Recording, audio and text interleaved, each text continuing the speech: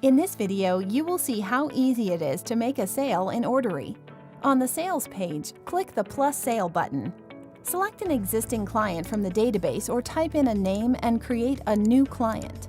After registering a new client, it will automatically be added to your customer base. Specify the advertising campaign so that you can analyze the effectiveness of your marketing activities in the future. In the next field, we'll add a product or service. Now, we will look at selling a service because in case of adding a product, it must first be taken into stock. Type in a service name, for example, test service, and select the one found. Specify the quantity and add it to the sale. If necessary, you can add a sales discount or description. Then click Sell. Accept payment from the client.